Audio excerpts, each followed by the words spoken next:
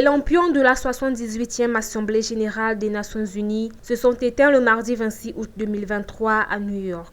Amina Mohamed, vice-secrétaire générale de l'ONU, a noté dans sa synthèse de la semaine la détermination collective de toutes les parties prenantes à réaliser les objectifs de développement durable de l'agenda 2030. La partie consacrée aux ODD a été un sommet de l'espoir. Je pense que nous avons réussi à donner de l'espoir au plus grand nombre et à faire passer le message sur le fait qu'il nous reste 7 ans pour atteindre ces objectifs du millénaire pour le développement. De nombreux participants l'ont souligné et beaucoup sont revenus vers nous pour nous demander quelles étaient les prochaines étapes. Plusieurs d'entre eux sont bien sûr déjà engagés dans cette voie.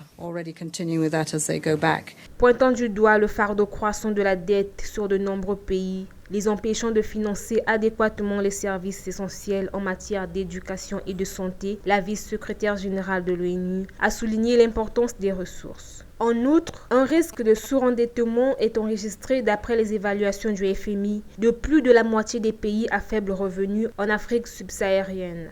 Nos obstacles à la réalisation des objectifs du millénaire pour le développement résident dans la mise en œuvre du financement, des technologies et des échanges commerciaux. Ces 6 transitions ont été importantes pour nous car elles ont porté sur les systèmes énergétiques et alimentaires, la partie numérique ainsi que le climat et la triple crise climatique que nous connaissons.